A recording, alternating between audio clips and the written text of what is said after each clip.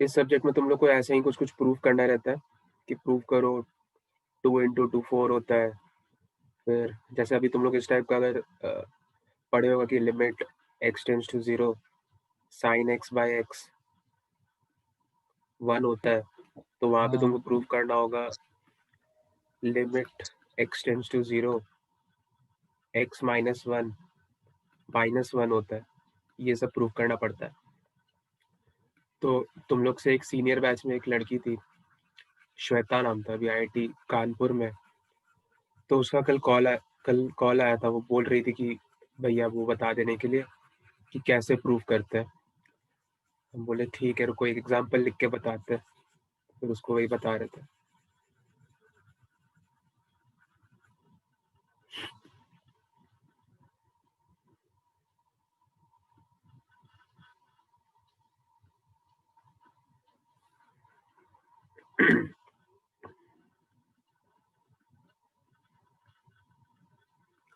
ठीक है, तो लास्ट क्लास वाला तुम लोगों को चीजें याद है ना?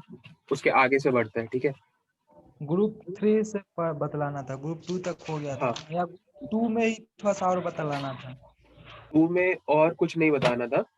2 में बस इतना ही था, मतलब 2 में उतना, बस तुमको जितना फैक्ट्स बताना था उतना हम बता दिए थे कि येलो अमोनियम सल्फाइड। हाँ बोलो। हाँ वही बतलाए थे, ये YAS और CAS का बारे में बतलाए थे। हाँ, इसमें कौन सा सॉल्युबल होता है और कौन सा सॉल्युबल नहीं होता है, बस इसी के बारे में तुमको जानना है।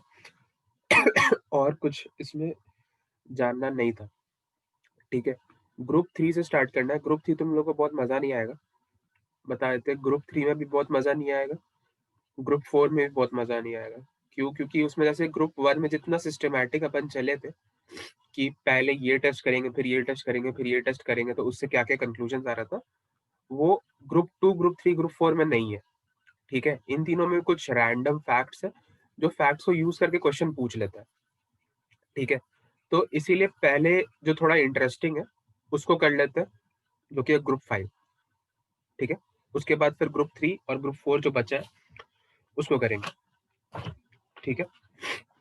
तो यहाँ देखो, ग्रुप 5 के लिए तुम लोग को 3 रेडिकल बताए थे, Ba2+, Ca2+, Ca से पहले Sr लिखना ज्यादा सही रहेगा, Sr2+ और Ca2+, ठीक है? भारत सरकार। अब इसका ग्रुप रिएजेंट हम तुमको क्या बताए थे?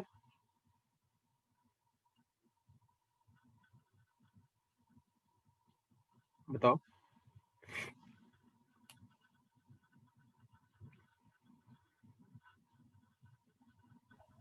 इसका था NH4Cl और NH4OH और NH4CO2। ठीक है, तो ये इसका ग्रुप रिएजेंट था। अब इसके बाद जो प्रेसिपिटेट आता था उसका कलर क्या आता था वो बताओ, और कंपाउंड कौन सा बनता था वो बताओ। जल्दी जल्दी बताते जाओ, कोई भी बता दो। वाइट। वाइट। व्हाइट प्रेसिपिटेट्स आता था। और किसका आता था कंपाउंड का कोई नाम? जैसे बेरियम अगर है तो क्या बनेगा? Barium BaCO3 SrCO3 CaCO3। ठीक है, तो ये प्रेसिपिटेट आ गया। अब यहाँ पे क्योंकि सब व्हाइट है तो अपन को पता करना है कि इसमें से कौन सा हम लोग कैसे पता करेंगे, ठीक है? तो फिर से वही काम, तुमको एक सॉल्ट दे दिया गया है, सॉल्ट के बारे में तुमको कुछ नहीं पता है, तुम उसका एक एक्वा सोल्यूशन बनाए, ठीक है? एक्वा सोल्यूशन बनाने के बाद तुमने क्या किया कि सबसे पहले तो ग्रुप 1 का टेस्ट किया, 2 3 4 5 6 7 सॉरी 2 3 4 तक टेस्ट किया, तुम्हारा किसी में कोई कलर नहीं आ रहा है, ठीक है? फिर तुमने ग्रुप 5 का टेस्ट किया, उसके लिए जो रिएजेंट्स हैं यहाँ पे लिखे हुए ऊपर थे, ये तीनों को तुमने डाला, तुम्हारे पास व्हाइट प्रेसिपिटेट यहाँ पे बन गया, ठीक है? White precipitate. अब अगर तुम्हारे पास यहाँ पे व्हाइट प्रेसिपिटेट बन गया है, तो तुमको इतना पता चल रहा है कि यहाँ पे चाहे तो जो रेडिकल है वो भारत सरकार का कोई रेडिकल है, मतलब Ba2+, Sr2+ या Ca2+ का है। अब पता करना है इसमें से कौन सा रेडिकल है, ठीक है? तो इसमें तुम क्या करोगे, थोड़ा सा एसिडिक मीडियम डालोगे, थोड़ा सा H+ किसी भी सोर्स से डाल सकते हो, ठीक है? उसके बाद सबसे पहले इसको तुम लोग, इसमें जो एक और चीज ऐड करोगे वो होगा CrO4 2-, ठीक है? CrO4 2- ऐड करने के बाद जो ये पूरा मिक्सचर बनेगा, इसको फिर से एक छन्नी से छानेंगे हम लोग। इसको पूरा इधर से डालेंगे, छन्नी से छानेंगे, और अगर यहाँ पे एक तो नीचे हमारे पास मिक्सचर आ गया, ठीक है, और ऊपर में हमारे पास आएगा येलो प्रेसिपिटेट, ठीक है। अगर तुम्हारे पास ऊपर में येलो प्रेसिपिटेट आ जा रहा है, तो इसका मतलब कि ये जो रेडिकल जिसके लिए हम लोग टेस्ट कर रहे हैं वो है Ba2+, ठीक है। Ba2+ यहाँ पे कंफर्म हो जाता है, और ये जो प्रेसिपिटेट बनता है ये BaCrO4 का बनता है, ठीक है। बेरियम क्रोमेट का प्रेसिपिटेट तुमको बन जाता है, ठीक है। अगर तुमको ऊपर में कोई भी प्रेसिपिटेट नहीं दिख रहा है, ठीक है, अब यहाँ पे ये था हमारा केस 1। केस 2 देखो, तुमने पहला स्टेप किया, ठीक है, कि आप रिएजेंट डाला, तुमको व्हाइट प्रेसिपिटेट दिखा। अब जो तीसरा स्टेप है तुम वहां पे आ गए।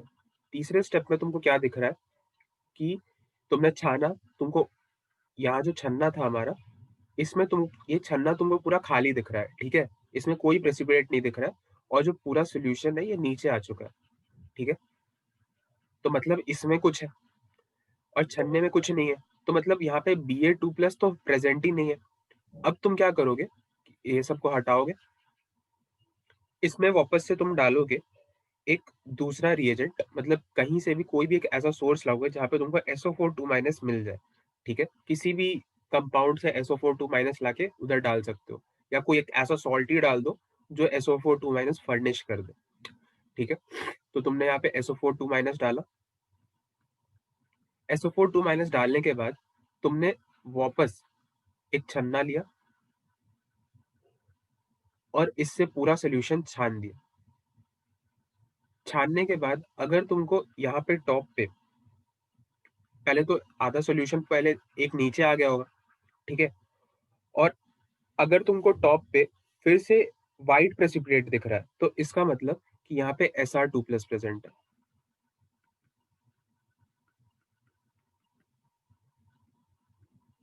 क्यों? क्योंकि जो Sr SO4 होता है, ये जो कंपाउंड होता है ये व्हाइट कलर का होता है, ठीक है, व्हाइट प्रेसिपिटेट देता है। तो तुमको ऊपर छन्ने में मिल जाएगा, तो तुमको पता चल जाएगा कि ये जो कंपाउंड था जहां से हम लोग जिस सॉल्ट के लिए टेस्ट कर रहे हैं, उस सॉल्ट का जो कैटायनिक रेडिकल था वो था हमारा Sr2+, ठीक है। अगर यहाँ पे भी छन्ने में तुमको कुछ नहीं दिख रहा है, तो एक चीज तो अपने को क्लियर हो ही जा रहा है कि यहाँ पे Ca2+ बच रहा है, ठीक है। वही होगा। लेकिन उसके लिए भी हम लोग ऐसे ही जज नहीं कर सकते, हो सकता है कि व्हाइट प्रेसिपिटेट किसी और वजह से आ रहा हो, मतलब ऐसे तो आता नहीं है किसी और वजह से, लेकिन फिर भी हम लोग ये तुम्हारा एक हो गया कि अ, जिंक का भी कर, हो सकता है, ZnS वो भी वाइट होता है। हाँ जिंक सेल जेडन, लेकिन ZnS नहीं होगा ना, क्योंकि तुम अगर ग्रुप 5 तक आ गए हो तो ग्रुप 4 का तुम टेस्ट करके ग्रुप 5 पे आए होंगे, ठीक है, तो वो पॉसिबिलिटी हट जा रहा है, ठीक ठीक है। है। पहले हम तुमको ग्रुप 5 का बता रहे हैं। मतलब ऐसा समझो कि तुमको पता है, लेकिन तुम पेपर पे ऐसे थोड़ी बोलोगे फील बेस फील आ रहा है, चलो ठीक है, तुमको एक टेस्ट करके दिखाना पड़ेगा। तुम आखिरी एक टेस्ट करोगे, ऑक्सलेट डालोगे, ठीक है। ये जो तुम्हारे पास सोल्यूशन बना, ऊपर मान लो कोई प्रेसिपिटेट नहीं आया,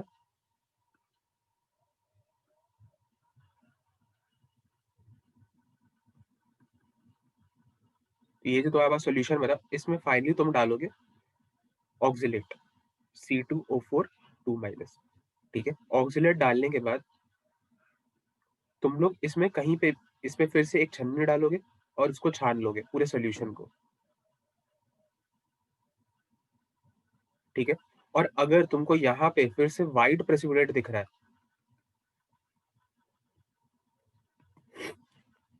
तो तुमको एक चीज पता चलेगा कि ये जो व्हाइट प्रेसिपिटेट है ये CaC2O4 का प्रेसिपिटेट है, ये भी व्हाइट इन कलर होता है, और नीचे तुम्हारा पूरा सोल्यूशन एज इट इज आ जाएगा, ठीक है। यहाँ से ये तुम्हारा कंफर्मेटरी टेस्ट होगा कि यहाँ पे तुम्हारा Ca2+ प्रेजेंट था उस सॉल्ट के उस रेडिकल में जो यहाँ पे था, ठीक है।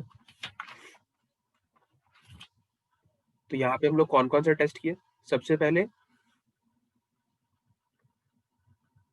अगर मेरे पास एक सॉल्ट आया है, तो सबसे पहले उसका ग्रुप 1, 2, 3, 4 यहाँ तक का टेस्ट किया हम लोगों ने, हमें पता चला कि यहाँ पे कुछ नहीं है, फिर अपन क्या कर रहे हैं, ग्रुप 5 का टेस्ट कर रहे हैं।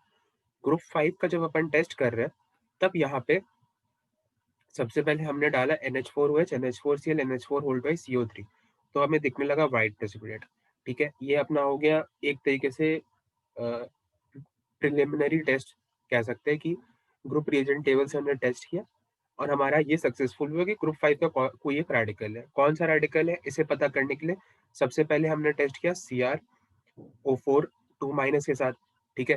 पहले तो मीडियम एसिडिक बना दिया, फिर CrO4 2- के साथ हमने टेस्ट किया। अगर यहाँ पे येलो प्रेसिपिटेट आ जाता है, तो हम कह देंगे कि यहाँ पे जो रेडिकल था सॉल्ट में, वो था Ba2+। अगर कुछ नहीं आता, तो हम लोग फिर से दूसरा टेस्ट पे जाएँगे। फिर हम लोग यहाँ पे डालेंगे SO4 2-, ठीक है? SO4 2- डालेंगे और अगर यहाँ पे तुम्हारे पास व्हाइट प्रेसिपिटेट आ जा रहा है, तो हम लोग कह देंगे कि यहाँ पे चलो भाई Sr2+ प्रेज़ेंट था उस सॉल्ट के रेडिकल में।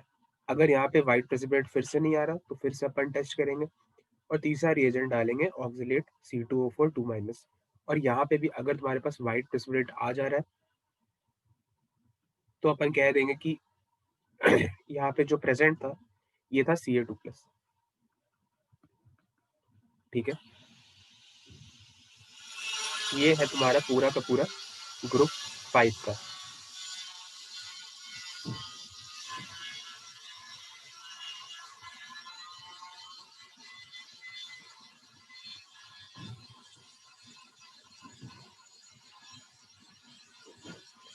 ठीक है? अगर इसको समझने में तुम्हारे पास कोई भी तकलीफ हो, तो तुम लोग बता सकते हो। तो हम इसको फिर से रिपीट कर देंगे।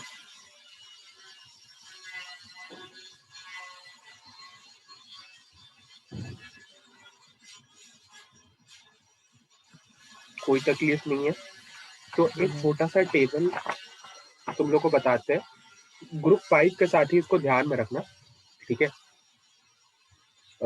इससे क्या होगा ग्रुप 5 के साथ अगर तुम लोग इसको याद रखोगे, तो ये जो 3 कलर है, ये 3 कलर तुमको याद हो ही जाएगा, साथ ही साथ कुछ और कलर भी तुमको याद हो जाएगा, ठीक है?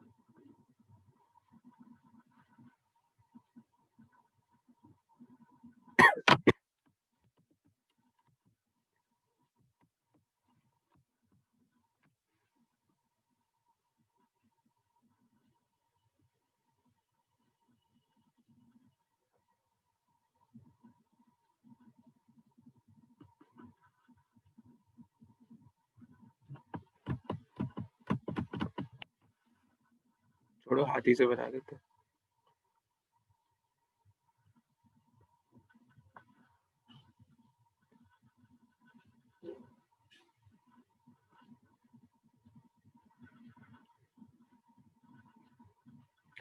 ठीक है? ये 3x3 का एक टेबल है। यहाँ ऊपर है Ba2+, Sr2+, Ca2+, ठीक है? यहाँ पे अपने पास CrO4 2- बिल्कुल इसी सीक्वेंस में जहाँ पे हम लोग टेस्ट किए हैं, ठीक है? और C2O4 2-। अब यहाँ पे इसके अंदर लिखते हैं अपन प्रेसिपिटेट्स और उसका कलर।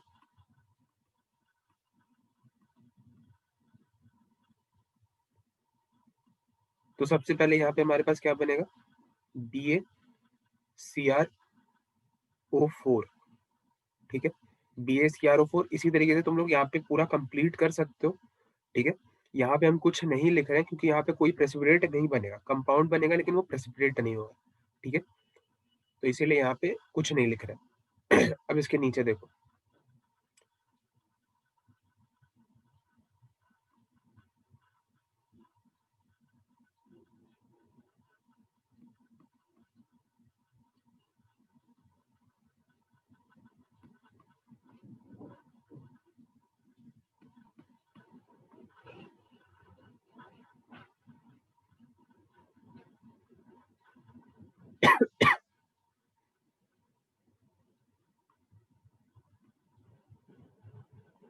एक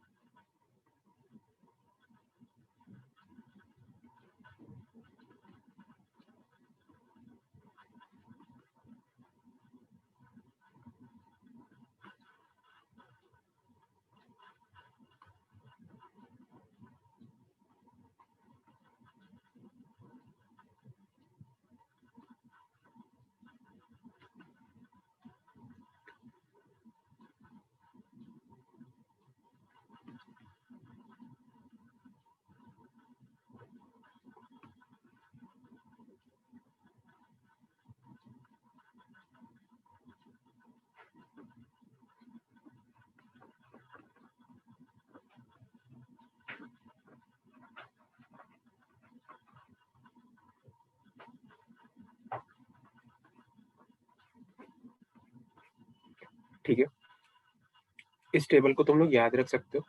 यहाँ पे तुमको क्या होगा कि कुछ-कुछ प्रेसिपिटेट्स के बारे में पता चलेगा कि कौन-कौन से प्रेसिपिटेट का कलर है, ये मतलब तुम्हारे दिमाग में आया ही होगा एक चीज़ जब तुम ये पढ़ रहे होगे ग्रुप 5 को कि प्रेसिपिटेट अगर मतलब बेरियम क्रोमेट के साथ जाए, तब क्या बनेगा?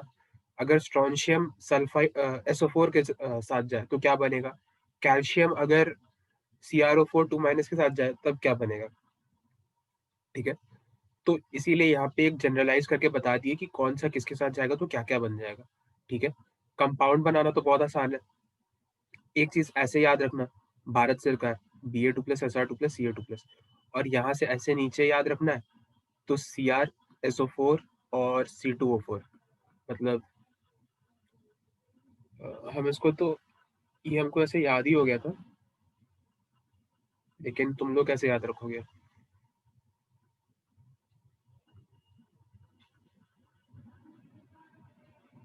CrSC2 करके कुछ भी करके याद कर लेना, ठीक है?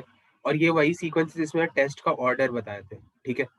अब इसमें तुम जाओगे तो एक ट्रायंगल याद रखना जो अंदर की तरफ है, जहाँ पे नो प्रेसिपिटेट आ रहा है।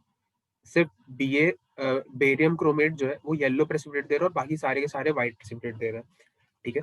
एक और चीज़ तुम लोग को स्टार्टिंग में बताए थे कि अगर कोई प्रेसिपिटेट का कलर नहीं पता है, तो वो जनरली व्हाइट होता है, ठीक है? और अगर कोई सल्फाइड का प्रेसिपिटेट है जिसके बारे में नहीं पता है, तो वो ब्लैक होता है, ठीक है? तो ये 2 चीज़ तुम लोग को पहले दिन ही बताए थे जब सॉल्ट स्टार्ट किए थे। और ये है सॉल्ट का ग्रुप 5। यहाँ पे अगर किसी को कोई भी मतलब इसमें दिक्कत तो कुछ होगा नहीं, अगर याद रखने का कोई तकलीफ हो सकता है तो उसपे बात कर सकते हैं, ठीक है? देख लो एक बार, नोट कर लो।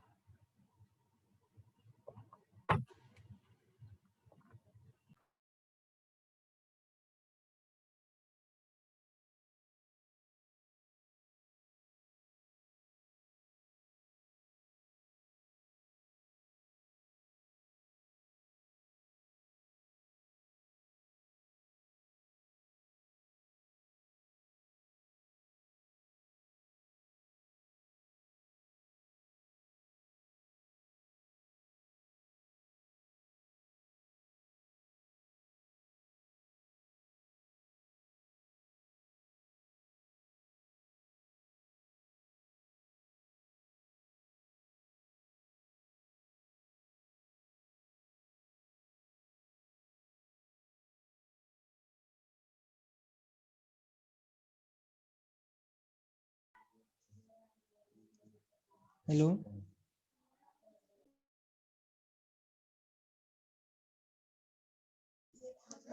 आपका आवाज नहीं आ रहा।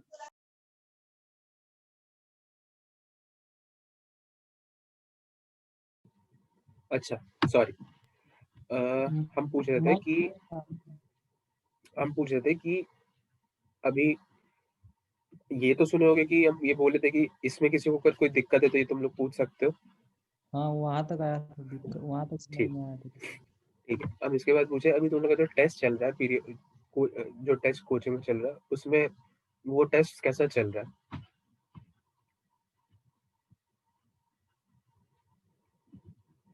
कैसा का मतलब है कि क्वेश्चंस हार्ड है, इजी है, इस क्या टाइप से चीज पूछ का रहे हैं। टेस्ट? क्या चीज का टेस्ट? कोई टेस्ट तो चल रहा होगा ना, मतलब जेई रिलेटेड कुछ। कोचिंग हाँ, में? माइनर चल रहा था। हाँ, तो वो कैसा है, मतलब क्वेश्चंस कैसे है? लास्ट वाला हार्ड था। अच्छा, उसमें केमिस्ट्री के क्वेश्चंस कैसे है? केमिस्ट्री ठीक था, केमिस्ट्री इजी था, मतलब नॉर्मल आया था उसमें। उसमें वेटेज कैसा डिस्ट्रीब्यूटेड रह रहा है कि फिजिकल, ऑर्गेनिक, इनऑर्गेनिक का? नहीं, अभी तो माइनर में तो फिर वो सिलेबस बेस्ड है ना, जैसे कि इस बार पूरा इनऑर्गेनिक ही था। ओ, तो कैसा था उसके पेपर हिसाब तुम से लोग का? ऐसे तो एस ब्लॉक पी ब्लॉक तो बन ही गया था सारा। अच्छा,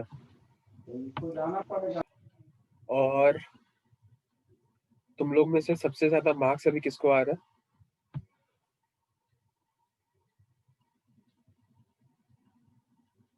ऐसे ही जनरली पूछ रहे हैं, बता सकते हो। रिजल्ट तो सभी का साथ ही लगता होगा रैंक वाइज।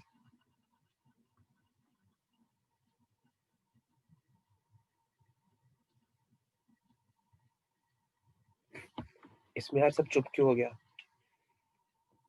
रोहित? हम लोग नहीं, मैं नहीं देता हूँ उधर। स्मार्ट प्रेप का जो वहाँ पे है ना, बोकारो का, वहाँ का अटेंड नहीं कर पाते। अच्छा, अनुज?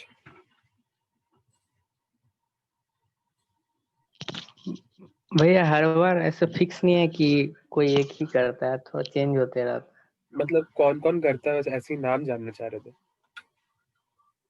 भास्कर है, शिवम है। अच्छा, तुम लोग साथ में से कोई मतलब फर्स्ट कभी नहीं कर रहे? हम किए एक दो बार, लेकिन हमेशा फर्स्ट ऐसा नहीं है। अच्छा, चलो ठीक है, इसी तरीके से करते रहो। ये सब टेस्ट थोड़ा सा मोटिवेट करने के लिए रहता है, ठीक है? और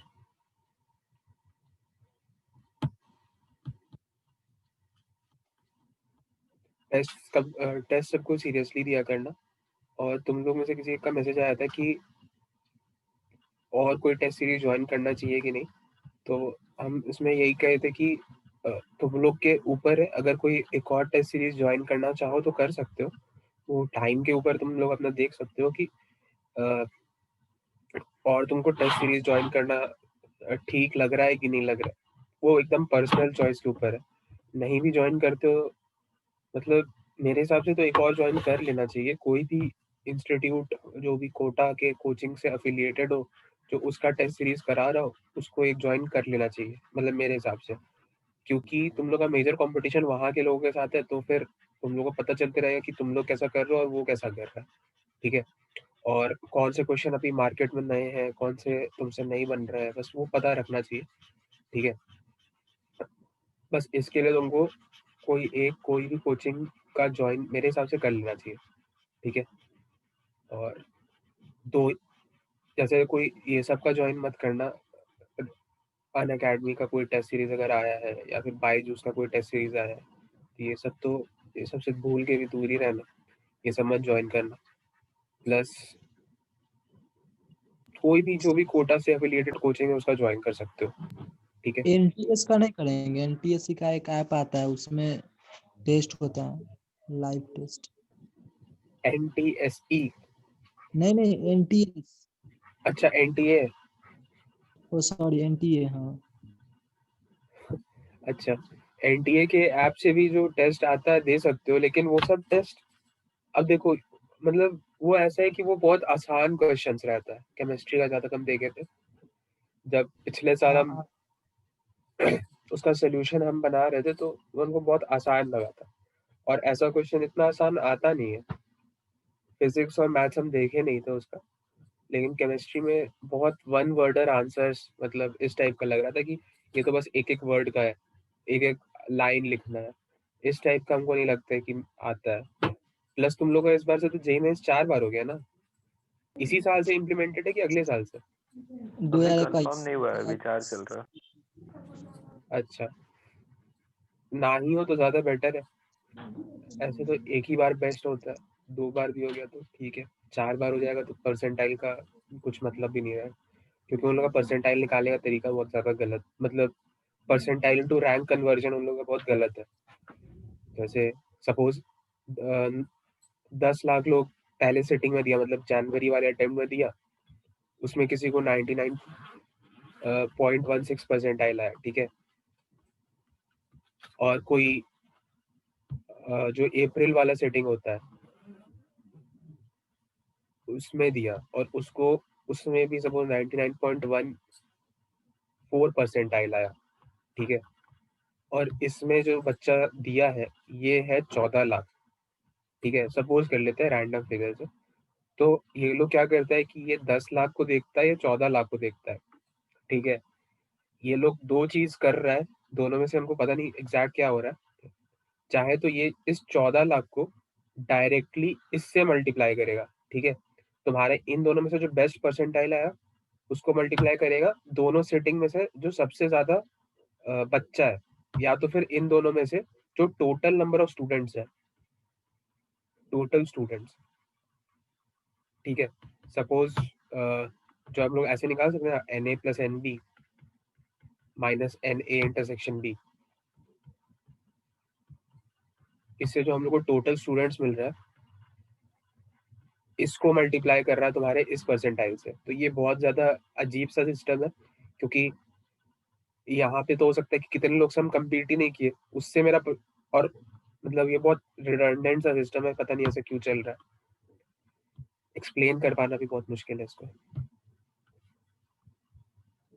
तो इसीलिए अगर 4 बार होने लग गया तो किसी सेटिंग में 4 लाख लोग देगा, किसी 4 लाख लोग में तुम अगर दोगे, सपोज तुम्हारा इसमें 99 पॉइंट या 98 परसेंटाइल आया, ठीक है, और फाइनली 14 लाख लोग दिया, आखिरी टोटल जो मिला के स्टूडेंट्स का, तुम्हारा ये 99 परसेंटाइल को इससे मल्टीप्लाई किया जाएगा, ठीक है। तो ये कितना अजीब सा बात हो गया, यहाँ पे तुम्हारा रैंक बहुत खराब बनता और यहाँ से तुम्हारा रैंक बहुत अच्छा बन जाएगा, ठीक है। तो इसीलिए वो ना ही हो तो ज्यादा बेटर है।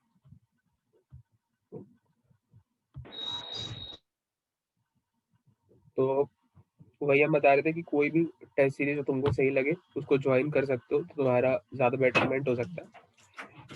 रेजोनेंस का या एलन का कोई भी एक ज्वाइन कर लो, जैसे तुम्हारी बैच से कुछ जैसे सूरज है वो रेजोनेंस का ज्वाइन किया हुआ है, और एक दो बच्चे और है जो एलन का ज्वाइन किए हुए हैं, तो चाहो तो उन लोग से भी पूछ सकते हो कि कैसा उन लोग का एक्सपीरियंस रह रहा है, और उस हिसाब से कोई भी एक ज्वाइन कर सकते हो, ठीक है।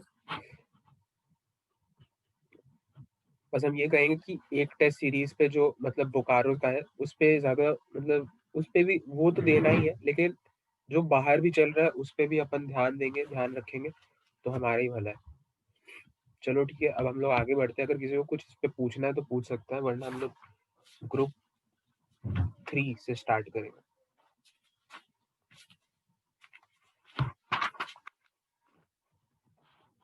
ठीक है। चलो ग्रुप 3 से शुरू करते हैं,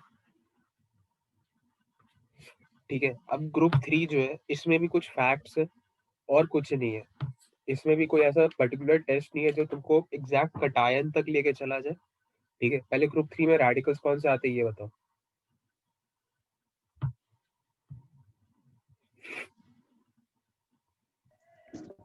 Fe3 और Al3 plus Cr3 plus.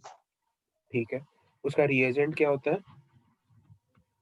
Ammonium chloride, ammonium oxide.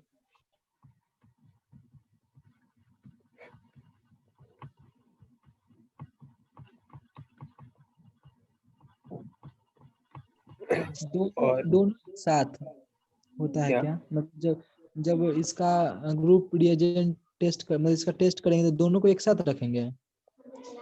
ठीक है, बता रहे हैं, इसके बाद बताते हैं। अभी के लिए मानो डाल दिया, साथ ही डाला, ठीक है। मानने बोल रहा अभी, बस याद करने नहीं। यार इसके बाद बनेगा क्या ये बताओ।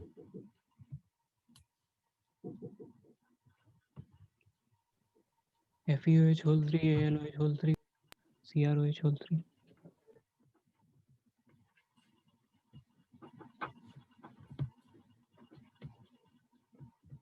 इसका कलर्स बताओ, या कोई डिस्टिंग्विशिंग फीचर, कलर ही बता दो। FeOH whole 3 का वो ब्राउन टाइप का होता है।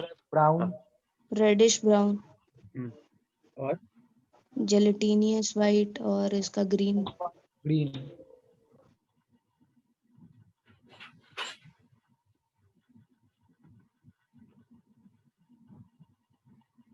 ठीक है, तो बस तुम्हारा काम हो गया। यहाँ पे तो तुमको सबका कलर ही अलग है, तब तो अपने को ज्यादा कुछ करने का जरूरत नहीं है। बस एक सवाल बढ़ता है भैया Fe2 जो प्लस अभी का भी तो ग्रीन होता है। रोहित पूछा, ठीक है। उस पे डिस्कशन थोड़ा सा बनता है कि NH4OH और NH4Cl को क्या हम लोग एक साथ डाल देते हैं, ठीक है। तो ये एक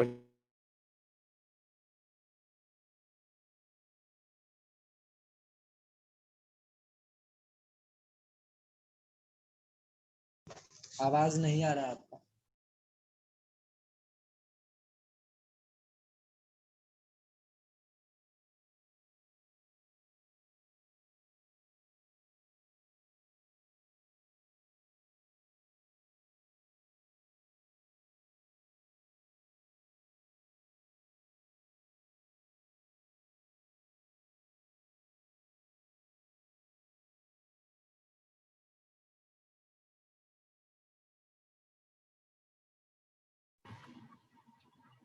हेलो।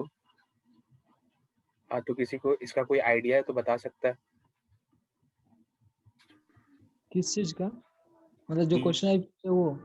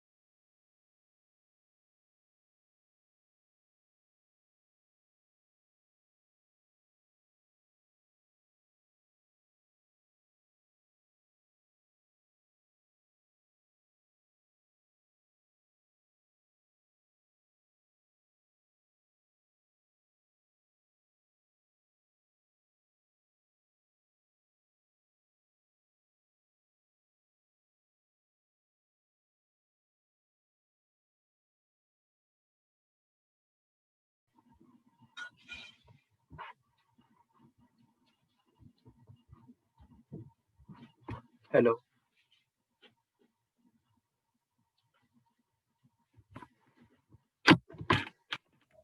अब आ रहा है भैया। ठीक, वो थोड़ा नेटवर्क का इशू चल रहा है अभी। तो ठीक है, फिर से क्वेश्चन रिपीट कर देते हैं कि किसी को कोई ये आइडिया है कि NH4OH या NH4Cl में पहले कौन सा डलता है, या इससे पहले भी अगर कोई कुछ डाला जाता हो तो उसके बारे में अगर किसी को आइडिया है तो बता सकता है।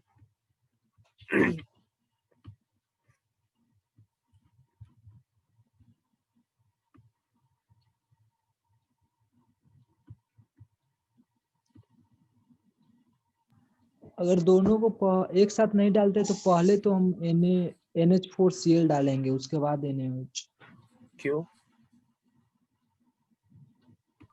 नहीं तो पहले अगर NaOH डाल देंगे तो वो मतलब रिएक्ट कर जाएगा ना, मतलब धीरे धीरे डालेंगे तो। मतलब NH4OH है, NaOH नहीं है। NH4OH है ना, तो वो वीक बेस है। अगर हम्म, उसमें से NaCl डालेंगे जो कि स्ट्रॉन्ग इलेक्ट्रोलाइट है, तो डिसोसिएट हो जाएगा ना। चलो ठीक है, तुमको पता है रीजन, थोड़ा थोड़ा पता है, हम तुमको बताते हैं उसके आगे ये तो बफर सॉल्यूशन के आधार पे बोल रहे हैं, हमको इसका नहीं मालूम चल रहा है Fe3 और ये L3, इसके बारे में नहीं मालूम। ठीक है, हम बताते हैं। देखो, इन दोनों से पहले भी एक चीज डलता है और वो चीज है कंसंट्रेटेड HNO3। ये जो है, ये इसका ग्रुप रिएजेंट नहीं है ग्रुप 3 का, लेकिन फिर भी मतलब डाला जाता है। ग्रुप रिएजेंट तो सिर्फ NH4OH और NH4Cl है, लेकिन कंसंट्रेटेड HNO3 अपन डालते हैं। कारण ये है कि जब हम लोग ग्रुप 2 पढ़ रहे थे, तो रुको ऊपर ही चलते हैं। ये देखो, ग्रुप 2 में हम तुमको बताए थे कि अगर ग्रुप 2 में कभी कभी तुमको येलोइश व्हाइट टर्बिडिटी देखने को मिल जाता है, क्योंकि अगर मान लो कि उसमें ग्रुप 3 का रेडिकल है और तुम उसमें सल्फाइड डाले हो, मतलब Fe3+ है तुम्हारे पास वहां पे, और तुम उसमें सल्फाइड डाले हो, तो ये Fe2+ प्लस सल्फर 0 में कन्वर्ट हो जाएगा। ठीक है, ग्रुप 3 का रेडिकल कौन सा था? Fe3+, लेकिन ग्रुप 2 में ही ये येलोइश व्हाइट टर्बिडिटी दे दिया। ठीक है, हो सकता है कि ये टर्बिडिटी मतलब Fe3+ की वजह से आ रहा है, या हो सकता है किसी और रीजन की वजह से आ रहा है, ये तुमको पता नहीं है। मतलब जो टर्बिडिटी अगर आ भी रहा है, तुम इसमें से ये चीज कंक्लूड नहीं कर सकते हो कि वो जो टर्बिडिटी है वो पक्के से Fe लेके आ रहा है। ठीक है, लेकिन तुमको बस एक आइडिया हो रहा है। इसीलिए हर बार हम लोग क्या करते हैं कि जब हम लोग टेस्ट कर लेते हैं ग्रुप 2 का, और ग्रुप 2 में हम लोग को कुछ नहीं मिलता है, तो उसके बाद हम लोग तुरंत कंसंट्रेटेड HNO3 डाल देते हैं। रीजन कि अगर उसमें Fe3+ था, जो कि सल्फाइड की वजह से Fe2+ में कन्वर्ट हो गया है, तो ये फर्दर ऑक्सीडाइज हो जाए, HNO3 से ये फर्दर ऑक्सीडाइज हो जाए Fe3+ के अंदर। ठीक है, और यहाँ पे वापस से ये अपना ग्रुप 3 का रेडिकल बन जा रहा है। समझ में आया है? फिर से इस चीज को एक्सप्लेन करें। हाँ समझ में आया। ठीक है, तो इसके वजह से ही हम लोग सबसे पहले डालते HNO3 को। ठीक है, ताकि हम लोग का जो जो चीज सल्फाइड खराब कर चुका है, या फिर मतलब जिससे सल्फाइड रिएक्ट कर चुका है, वो वापस से अपने ओरिजिनल स्टेट में आ जाए, क्योंकि एक तरीके से ऑक्सीडाइजिंग एजेंट है, और H2- जो रिड्यूसिंग एजेंट है, तो अपना ये काम जो है ये न्यूट्रलाइज करके बैलेंस कर दे। तो ये अपन ने डाला।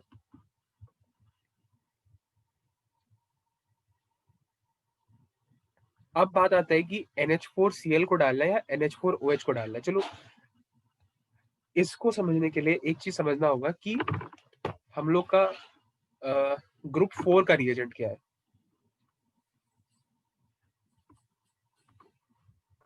H2SE है, बट बेसिक मीडियम।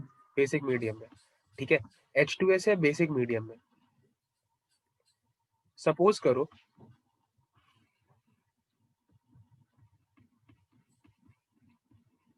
करो कि तुम्हारे पास एक सॉल्ट है। ठीक है, तुम इसमें ग्रुप 1 का टेस्ट किए डाइल्यूट HCl डाल के,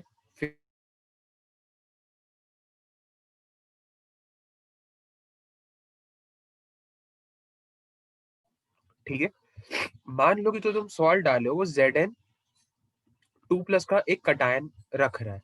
ठीक है, Zn2+ का कटायन रख रहा है, तो इसका मतलब यहाँ पे Zn2+ है और S 2 माइनस है, लेकिन ये ZnS फॉर्म नहीं कर रहा है। क्यों फॉर्म नहीं कर रहा है? क्योंकि यहाँ पे जो मीडियम है ये एसिडिक मीडियम है, और ये फॉर्म होने के लिए हम लोग को बेसिक मीडियम चाहिए। ठीक है, अगर बेसिक मीडियम हो जाएगा तो यहाँ पे ZnS फॉर्म कर जाएगा, तो इसी की वजह से ZnS फॉर्म नहीं कर रहा है। अब अगर हम लोग ग्रुप 3 का टेस्ट कर रहे हैं, ठीक है, ग्रुप 3 में भी हम लोग एक बेस डाल रहे हैं जो कि है NH4OH। ठीक है, अगर ये चीज, ये बेसिक मीडियम प्रोवाइड करा दिया तो ग्रुप 4 का रेडिकल होते हुए भी ये ग्रुप 3 में के अंदर आके एक प्रेसिपिटेट दे देगा, और हम लोग को कंफ्यूजन दिलाएगा कि भाई ये चीज जो रेडिकल था ये कोई ग्रुप 3 का रेडिकल है या फिर ग्रुप 4 का Zn2+ था। इस चीज से हम लोग बचने के लिए क्या करते हैं, ये जो NH4OH है इसका जो कंसेंट्रेशन है, इसका मतलब जो OH माइनस आयन जो इससे फर्निश होगा उसको हम लोग कम करने की कोशिश करते हैं via the concept of buffer solution and common ion effect. ठीक है, ली चैटलियर प्रिंसिपल को हम लोग यहाँ पे लगाते हैं और उससे कम करते हैं। सबसे पहले हम लोग डाले NH4Cl, तो ये एक मतलब सॉल्ट है, एसिडिक सॉल्ट है, ये ब्रेक कर जाएगा NH4+ में और Cl- में। ठीक है, और इसके बाद हम डालेंगे NH4OH, तो ये ब्रेक करेगा NH4Cl में, सॉरी NH4+ में और OH- में। अब क्या है कि यहाँ पे तुमको सपोज इसका A मोल लिए, तो यहाँ पे A माइनस x और x t is equal to T पे, और t is equal to T पे इसको भी डाले। ठीक है, तो यहाँ पे इसका b मोल्स, ये b माइनस y और y, तो यहाँ पे टोटल नंबर ऑफ मोल्स क्या हो गया NH4+ का x+y। अगर ये x+y हो जा रहा है तो इसका क्या मतलब कि ये जो रिएक्शन है, सेकेंड वाला रिएक्शन बैकवर्ड जाने लगेगा। बैकवर्ड जाने लगेगा तो यहाँ से जो OH- है इसका कंसेंट्रेशन घट जाएगा। ठीक है, OH- का कंसेंट्रेशन घट जाएगा, तो अगर उसमें Zn2+ या फिर मानो ग्रुप 4 का कोई भी कटायन है Mn2+, Ni+ या CO2+, तो वो चीज वहां पे प्रेसिपिटेट नहीं करेगा। ठीक है, तो इसीलिए सबसे पहले हम लोग NH4Cl डालेंगे, उसके बाद NH4OH डालेंगे। समझ में आया? हाँ बाकियों को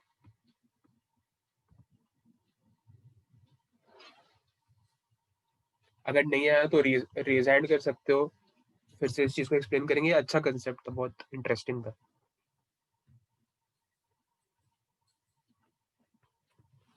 सबको समझ में आ गया? तो फिर इसमें फिर अब ऐसा कुछ और बताने लायक नहीं है, इसमें सिर्फ यही 2-3 पॉइंट्स आता है कि HNO3 को डाला जाता है और इसमें से पहले कौन सा डाला जाता है। रीजन बस कॉमन आयन इफेक्ट लोग बोल देता है, लेकिन कॉमन आयन इफेक्ट का भी रीजन क्या है? उसका रीजन ये है कि अगर यहाँ पे हम लोग OH- का कंसेंट्रेशन कंट्रोल नहीं किए तो ये ग्रुप 4 के रेडिकल्स को प्रेसिपिटेट आउट करा देगा। तो इसीलिए हम लोग यहाँ पे ये सारा पूरा मैकेनिज्म किए। तो ग्रुप 2 खत्म होने के बाद अगर ग्रुप 2 में तुम फेल कर गए तो तुमको सबसे पहले क्या डालना है? HNO3 concentrated. रीजन Fe2+ को Fe3+ में कन्वर्ट करना। उसके बाद तुमने डाला NH4Cl, NH4Cl से तुम्हारे पास आया NH4+ और Cl-, और उसके बाद आखिरी स्टेप पे डाला NH4OH। NH4OH डालने की वजह से तुम्हारा हुआ NH4+ एंड OH-, जिससे यहाँ पे लगा तुम्हारा कॉमन आयन इफेक्ट, और यहाँ पे OH- का जो कंसेंट्रेशन है वो हो गया कम। ठीक है, तो तुम्हारा काम बन गया। ठीक है, ये पूरा का पूरा है ग्रुप 3।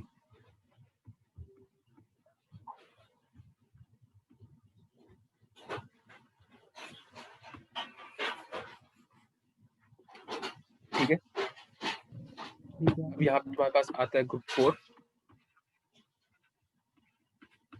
ठीक है, ग्रुप 4 में भी कुछ फैक्ट्स है, क्योंकि एक प्रेसिपिटेट जो ग्रुप 4 में आता है ZnS का वो होता है व्हाइट, एक होता है MnS पिंक, NiS और COS होता है ब्लैक। ठीक है, तो ऐसी मैक्सिमम चीजें सेग्रीगेटेड है, NiS और COS पे अपना मेन फोकस है। ठीक है, तो यहाँ पे कुछ एक्स्ट्रा रिएजेंट्स आ जा रहे हैं जिसका बस कुछ पॉइंट्स है, उसको बस ध्यान में रखना है। ठीक है, उसी को बस एग्जाम में अगर चाहेगा तो यूज कर सकता है। ठीक है, हम पहले वो पॉइंट्स लिख दे रहे हैं। ठीक है, तुम लोग भी चाहो तो कॉपी कर सकते हो साथ साथ ही।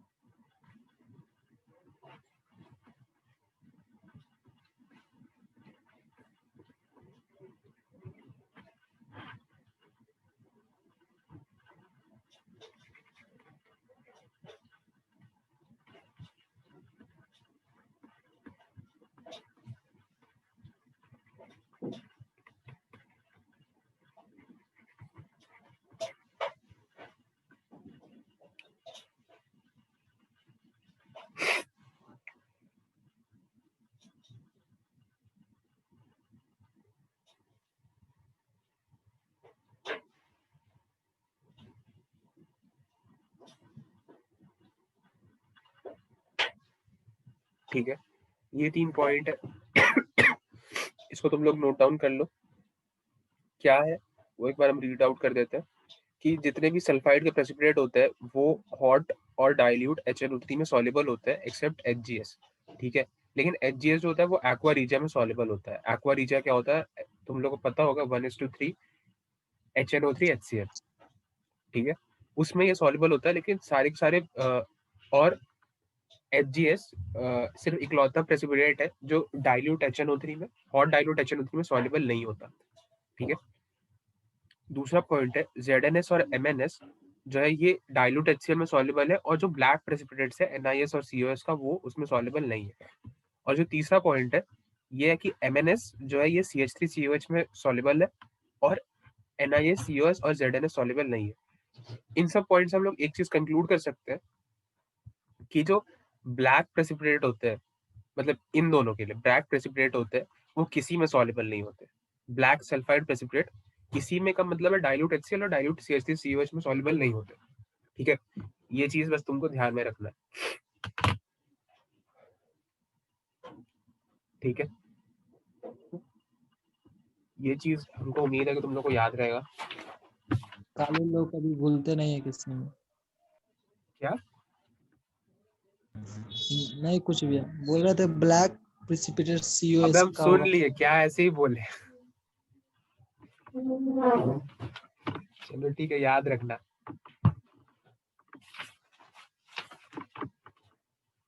ठीक है,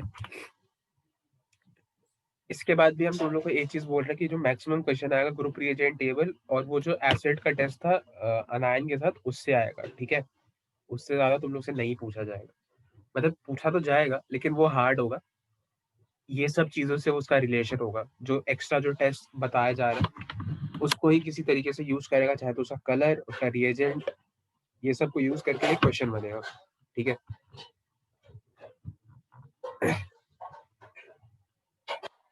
इसको ध्यान रखना।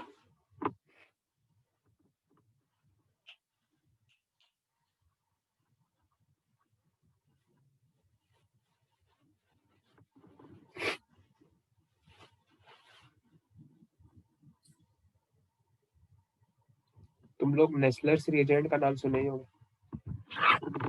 नाम सुने हाँ नाम सुने लेकिन कुछ याद नहीं उसका। भैया K2HJ I4 होता है क्या? हाँ, K2HI4 होता है नेस्लर्स रिएजेंट। लैब में घुसे होगे तो यार नेस्लर्स रिएजेंट ही सब टीचर लोग चिल्लाते रहते हैं, नेस्लर रिएजेंट यही तो करते रहता है, सिर्फ नेस्लर रिएजेंट डालो, जो दिखता है उसमें सब यही तो बोलता था।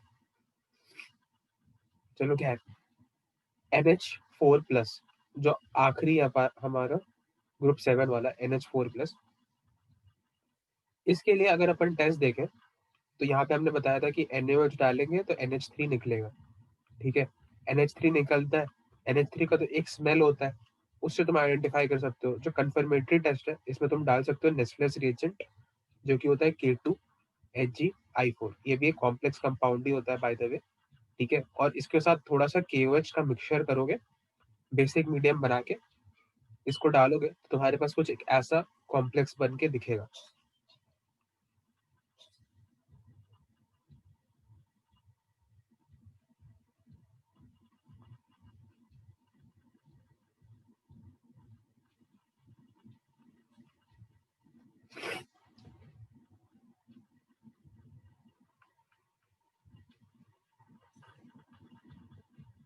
ये जो कॉम्प्लेक्स होता है इसका अगर हम लोग कलर बात करें तो ये होता है ब्राउन कलर का, ब्राउन प्रेसिपिटेट होता है। ब्राउन प्रेसिपिटेट ही कभी कभी बनाता है, और ब्राउन कलर मतलब सॉल्यूशन के फॉर्म, मतलब पूरे सॉल्यूशन को ये ब्राउन कर देता है, ठीक है।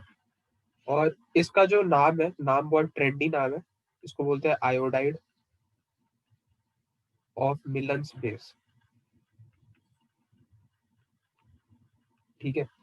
अब ये मत पूछना मिलन कौन है, मिलन्स बेस क्या चीज है, इसका नाम है आयोडाइड ऑफ मिलन्स बेस, ठीक है। ये पूरे चीज को शायद मिलन्स बेस कहते होंगे। तो यहाँ पे तुम्हारा ये जो था ये टेस्ट था ग्रुप 7 का, और ये इसके बाद का फर्दर कंफर्मेटरी टेस्ट, ठीक है। क्या डाला आपने, Nessler's reagent with some KOH, और यहाँ पे तुम्हारे पास क्या मिला, iodide of Millon's base, brown precipitate और कलर। और कलर का मतलब कि पूरे सोल्यूशन को ये ब्राउन कलर कर देता है, ठीक है। अब तुम लोग में से हम कोई पूछा नहीं कि ग्रुप 6, आप बोलो। ग्रुप 6 का तो नो स्पेसिफिक था, ये तो आप बता हाँ दिए थे।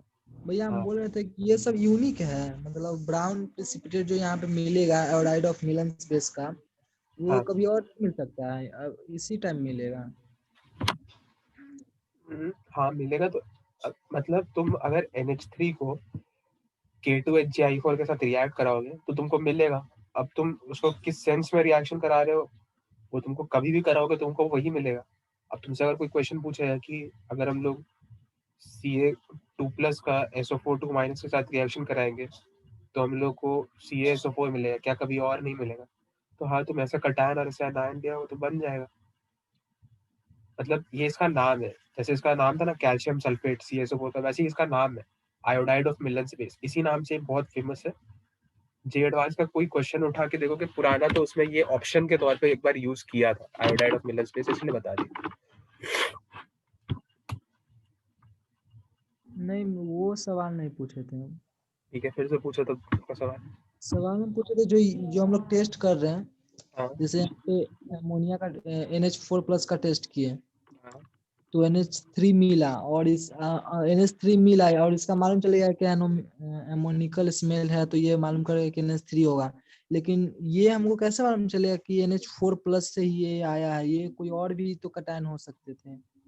नहीं नहीं, ये कोई और कटायन नहीं हो सकता है। कैसे ये कोई और कटायन हो, देखो अमोनिया का जो स्मेल होता है ना वो यूरिन लाइक स्मेल होता है, ठीक है। हाँ बताए थे आप, हाँ पब्लिक टॉयलेट का स्मेल होता है। हाँ। तो ये स्मेल तो बहुत यूनिक सा स्मेल है, ये तो मतलब ये एक तरीके से लैब में एज अ प्रिलिमिनरी टेस्ट ही यूज किया जाता है। तुम किसी चीज में NaOH डालोगे और उसमें तुमको अमोनिकल स्मेल आएगा। अब जैसे तुम रॉटन एग लाइक स्मेल किए, ठीक है, H2S हाँ।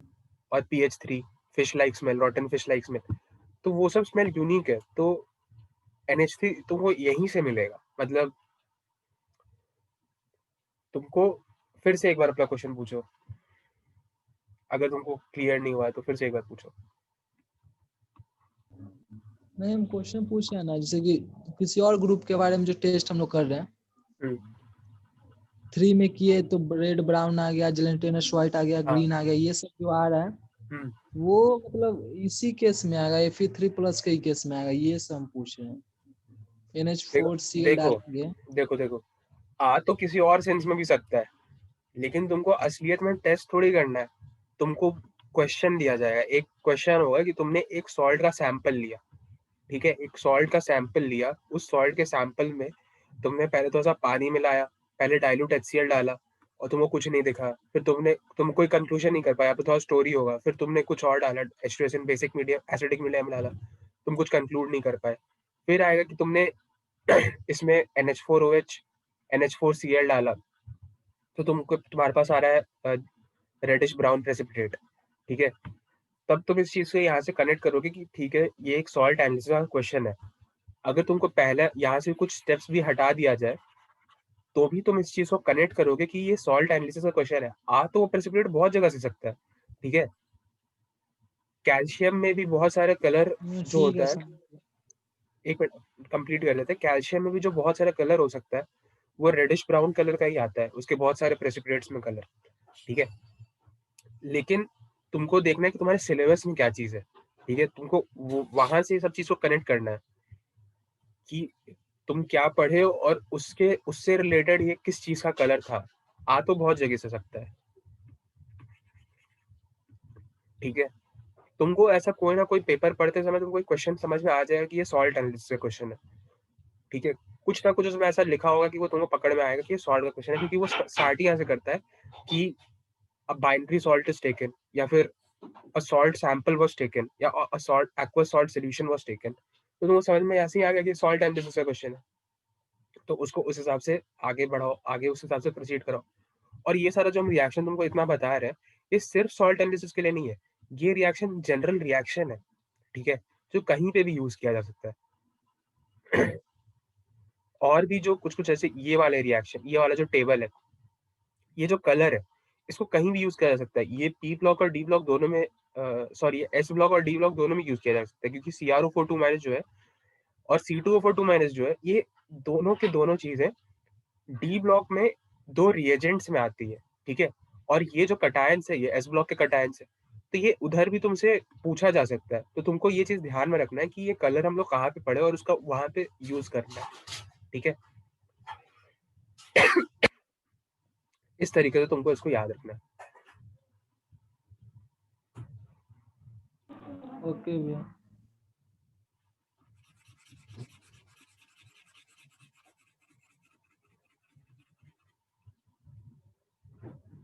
इसके बाद अब हम लोग क्या करते हैं कि कुछ और जो कलर्स है, अब सिर्फ पर्टिकुलरली कलर्स, जैसे अब तुम लोग एक बार सुने होंगे पोटेशियम फेरोसाइनाइड, पोटेशियम फेरीसाइनाइड, उसका कलर और उसका रिएक्शन। मतलब हम जब JEE 18 में दे के निकले थे तो हमको ये चीज के बारे में समझ में आ गया था कि पोटेशियम फेरोसाइनाइड और फेरीसाइनाइड बहुत इंपॉर्टेंट कंपाउंड है, उसका रिएक्शन उसका कलर याद होना चाहिए। क्रूशियन ब्लू कलर, टर्न्स ब्लू बोल कलर, सॉरी टर्न्स बोल ब्लू कलर, ये सारे कलर्स अपने को याद होने चाहिए। तो ये चीज तुम लोगों को अभी बता देते हैं।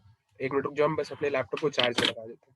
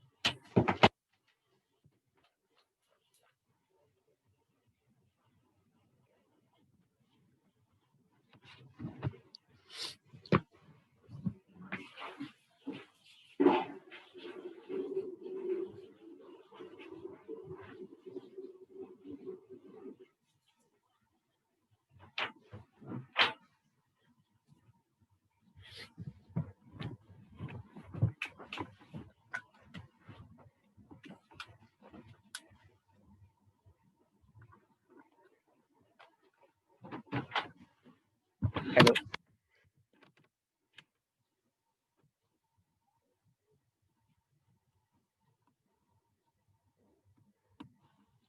होपफुली मेरा आवाज तुम लोग को आ रहा होगा। एक ठीक है। मिनट और रुकिए भैया। ठीक है।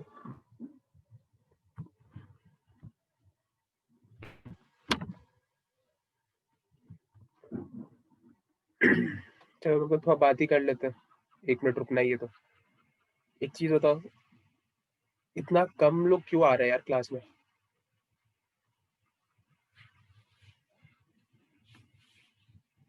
आदित्य, कुछ तुम कहोगे?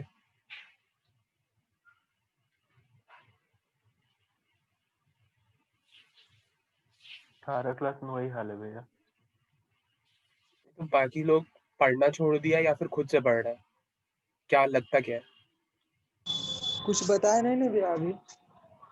नहीं, हम तो पूछ ही रहे थे। हाँ आदित्य बोलो।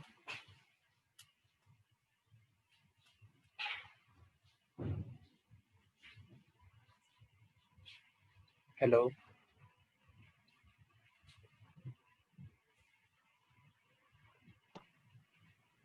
पता नहीं भैया।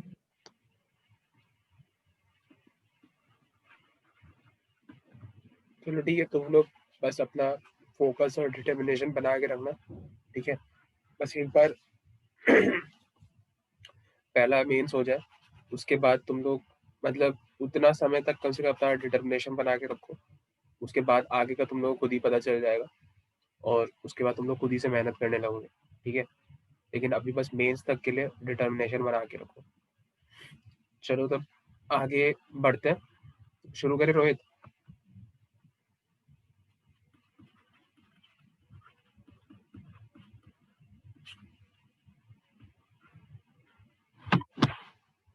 अब देखो, कुछ इंपॉर्टेंट रिएक्शन वही फेरोसाइनाइड और फेरीसाइनाइड वाला। तो सबसे पहले फेरोसाइनाइड और फेरीसाइनाइड होता क्या है? तो K4 FeCN6 को हम लोग बोलते हैं पोटेशियम फेरोसाइनाइड।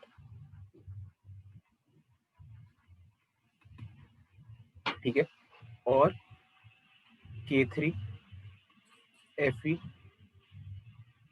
या 6 है, 4 नहीं है। ठीक है, K4 FeCN6, इसको हम लोग बोलते हैं पोटेशियम फेरीसाइनाइड।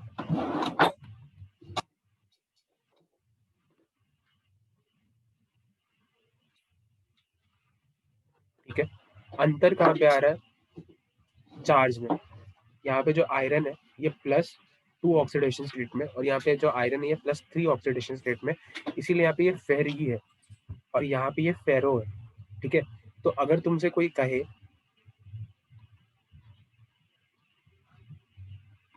FeCN6 4-, ठीक है, तो तुमको ये चीज चमकना चाहिए कि ये फेरोसाइनाइड का बात कर रहा है।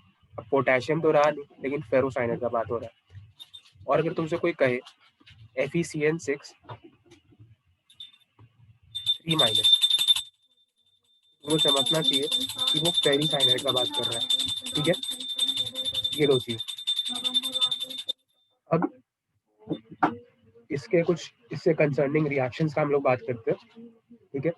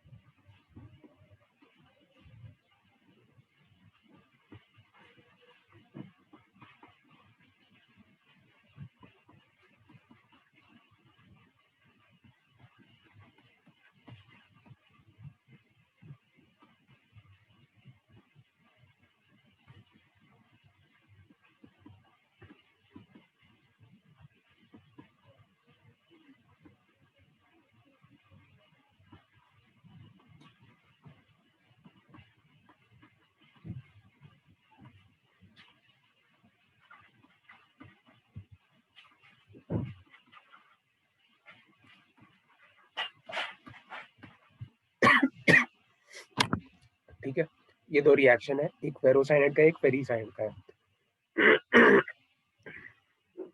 तो ये रिएक्शन समझना हमको नहीं लगता ज़्यादा मुश्किल है। ऐसा क्यों कह रहे हैं हम? क्योंकि यहाँ देखो, यहाँ Fe2+ में ये जो पूरा जो कॉम्प्लेक्स है, इस पे चार्ज है 3- का, तो जब ये और ये रिएक्ट करेगा तो Fe3 ये इधर और Fe2 ये इधर, ये फॉर्म किया, ठीक है। और जब Fe3+ फेरोसाइनाइड से रिएक्ट कर रहा है तो फेरोसाइनाइड का चार्ज कितना है? 4- का।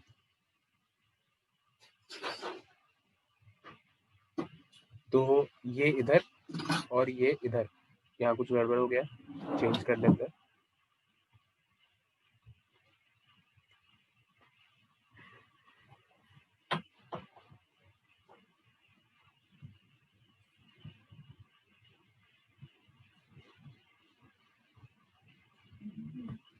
ठीक है, अब सही है। तो ये दो चीज का फॉर्मेशन हो रहा है। अब यहाँ पे ये जो है पहला कंपाउंड, इसका कलर क्या है तो वो याद करते हैं हम लोग। पहला जो कंपाउंड है हम लोग का, इसका कलर है ब्लू प्रेसिपिटेट,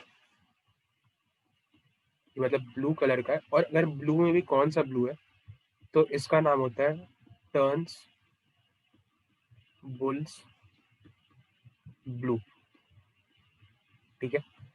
और नीचे वाला का अगर हम लोग बात करें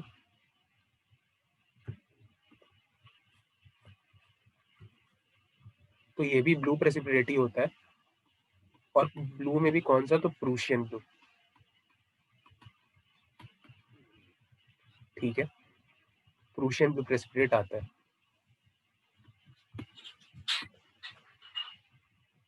तो ये दोनों के कलर तुमको ध्यान में होने चाहिए। अब इसका कलर कैसे याद रखोगे तो देखते हैं, कोशिश करते हैं इसको याद करने का।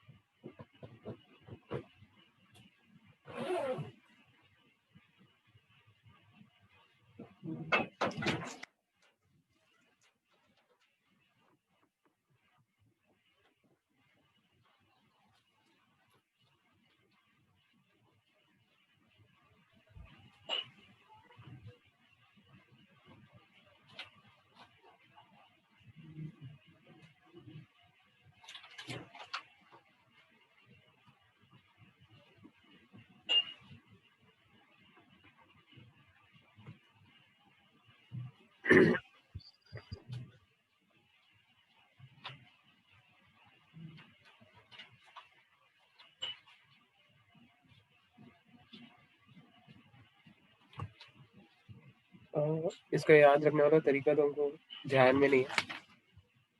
मतलब इसका याद रखने के लिए एक्चुअली दो तरीका है, ठीक है। उसमें से एक तरीका हमको ध्यान में नहीं है, दूसरा तरीका हम तुम लोग को थोड़ी देर बाद बताते हैं। तो उससे थोड़ा, क्योंकि अभी 2-3 कंपाउंड्स और आएंगे तो एक टेबल के फॉर्म में ही उसको याद रख लेंगे, ठीक है। टर्न्स बुल्स ब्लू का तो बता दें फिर। बताओ। Fe3 है, मतलब थ्री सब 3 वॉच का है, तो टर्न्स पंच ब्लू याद हो गया ना। अच्छा, वो शब्द तो याद रहेगा ही, टर्न्स बुल्स ब्लू। और ये इसका है, ये कैसे मालूम चलेगा, तो ये Fe3 है तो 3 वर्ड होगा। और इसका 2 वर्ड है तो 4 स्क्वायर कर लेंगे, मतलब इस तरह कुछ कुछ करके याद कर लेंगे। ऐसे भी याद रख सकते हो।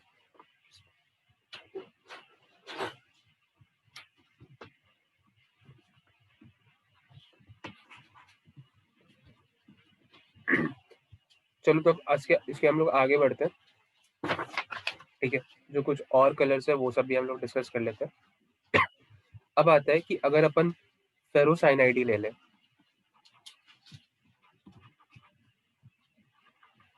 फेरोसाइनाइड क्या होता है?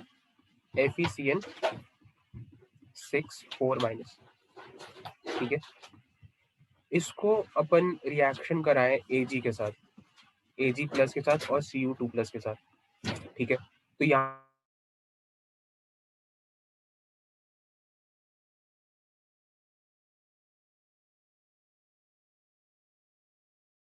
से ये फॉर्म होगा, ठीक है। इतना आवाज आपका बीच में रुक गया था, फिर से बोलिए ना।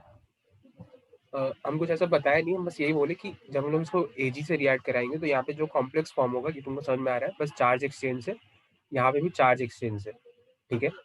इस प्रेसिपिटेट का जो कलर है ये होता है व्हाइट, और जो दूसरा प्रेसिपिटेट का कलर है ये होता है ब्राउन, ठीक है। अब अगर हम लोग ले लें फेरी साइनाइड, ठीक है, फेरी साइनाइड को भी हम लोग सेम चीजों के साथ रिएक्ट कराते हैं, Ag प्लस और Cu2 प्लस, तो फिर से हमारा सेम टाइप का ही कंपाउंड फॉर्म होगा। यहाँ पे Ag3 और ये जो कॉम्प्लेक्स है, और यहाँ पे Cu3 और यहाँ पे जो कॉम्प्लेक्स है, ये फॉर्म होगा, ठीक है। चार्ज बैलेंस करके तुम लोग कंपाउंड का फॉर्मूला तो लिख लोगे, इतना हमको भरोसा है। और यहाँ पे जो इसका कलर है ये है ऑरेंज, ऑरेंज प्रेसिपिटेट, और आखिरी वाले का है ग्रीन प्रेसिपिटेट। ये सारे के सारे प्रेसिपिटेट्स हैं, ठीक है।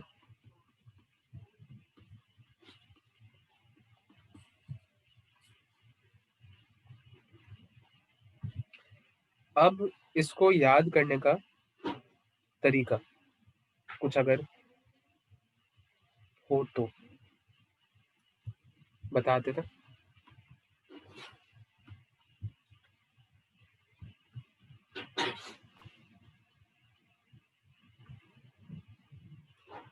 देखो यहाँ पे फिर से हम लोग एक छोटा सा टेबल बनाएंगे,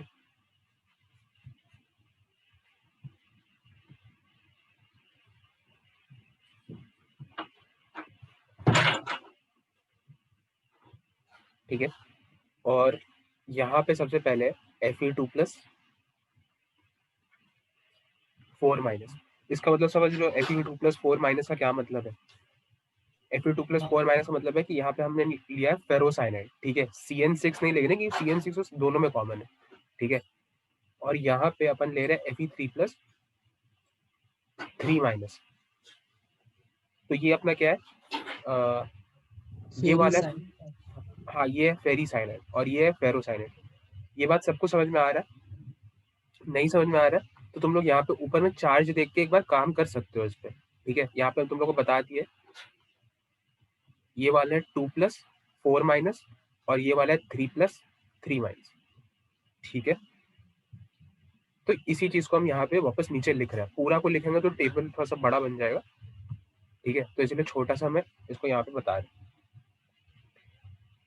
अब यहाँ पे Ag प्लस और यहाँ पे Cu2 प्लस, क्योंकि हम लोग दो ही रिएक्शन देखे हैं, फेरोसाइनाइड और फेरीसाइनाइड का, Ag प्लस और Cu2 प्लस के साथ आता प्रेसिपिटेट ही है, प्रेसिपिटेट का कलर याद करना। तो पहले टेबल में आएगा W, दूसरे में आएगा O, तीसरे में आएगा Br, और चौथे में आएगा ग्रीन। कभी भी अगर किसी न्यूमोनिक में बी आ रहा है तो बहुत कंफ्यूज करेगा तुम लोग को आगे, क्योंकि बी ब्लू भी हो सकता है और ब्राउन भी हो सकता है, इसलिए जब भी ब्राउन होगा तो Br लिखा जाएगा, ठीक है। तो यहाँ पे हम लोग Br का यूज कर रहे हैं, ठीक है। अब इस टेबल की मदद से तुम लोग उसको याद कर सकते हो, व्हाइट, ऑरेंज, ब्राउन, ग्रीन। और इसको हम ऐसे याद रखते थे, मतलब हम लोग को ऐसे याद रखने बताया गया था, ऐसे, वो आगे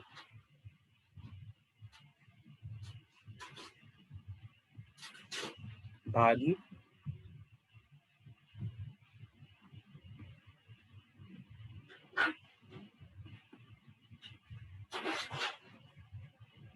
क्यों, ठीक है। हम इसको ऐसे ही याद रखते थे, तुम लोग इसको अगर चाहो तो इस तरीके से याद रख सकते हो, ठीक है। तो तुमको इससे यहाँ पे जो 4 प्रेसिपिटेट्स आ रहे हैं उसका कलर याद हो जाएगा। और तुम लोग को ये समझ में आ रहा होगा कि यहाँ पे Ag प्लस और Cu2 प्लस को राइट हैंड साइड क्यों लिखे और लेफ्ट हैंड साइड क्यों नहीं लिखे, इससे तुमको न्यूमोनिक आसानी से फॉर्म होने में मदद होगा, ठीक है। वो आगे भागी क्यों, समझ में आ रहा है? मतलब ये चीज याद हो जाएगा तुम लोगों को, उम्मीद करते हैं। हाँ यार तो हो जाएगा। ठीक है।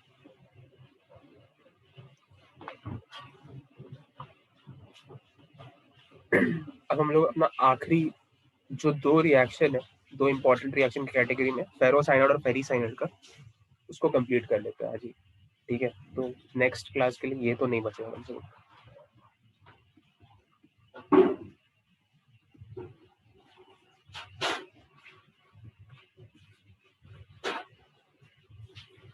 यहाँ पे बना तुम्हारा Fe2 FeCN6।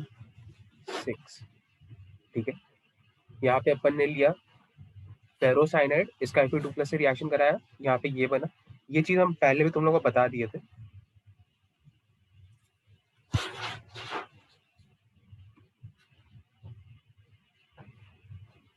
पता नहीं, आप बताएं क्या, मतलब ये पढ़ा हुआ लग रहा है ये। हाँ, ये तुम लोग पढ़े भी होंगे कहीं पे। या ये तो अभी तो कोऑर्डिनेशन कंपाउंड में हम पढ़े होंगे, वहाँ भी टेस्ट। कोऑर्डिनेशन कंपाउंड तुम लोग का हो गया है? मतलब हम लोग का हो गया, पटना वाले ब्रांच में हो गया। पटना वाला ब्रांच में पढ़ाता कौन है? साकिब सर हैं, रजनीकांत सर हैं, और वहाँ के एक टीचर। रजनीकांत सर पटना वाले में पढ़ा रहे हैं? हाँ अच्छा, ऑनलाइन क्लास ही चल रहा है? हाँ। अच्छा,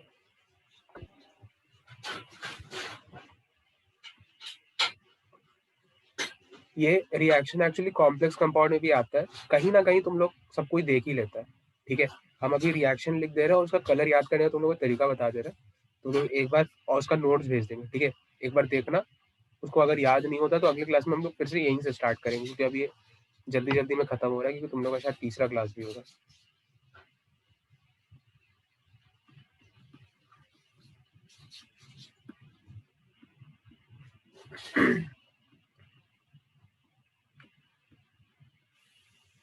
तो रजनीकांत सर अगर पटना वाले ब्रांच में पढ़ा रहे तो यहाँ बोकारो में क्यों नहीं पढ़ा रहे? यहाँ पे भी कुंदन सर एक हैं,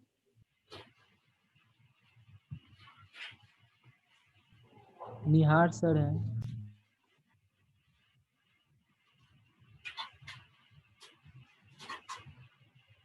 ठीक है, यहाँ पे हम तुम लोग को 4 रिएक्शन बता रहे हैं। ये हमारा तीसरा नंबर का रिएक्शन है, चौथा नंबर का रिएक्शन है, पहला और दूसरा नंबर का रिएक्शन ऊपर है।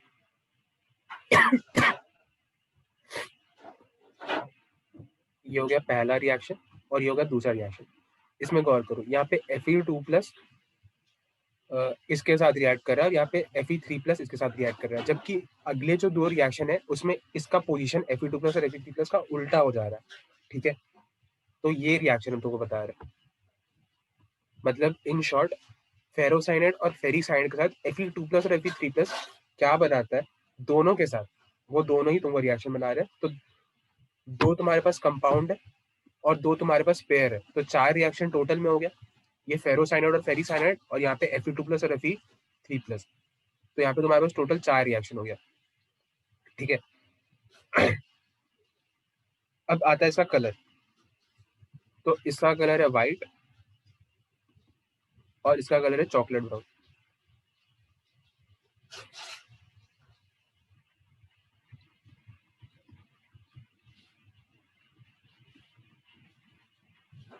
ठीक है,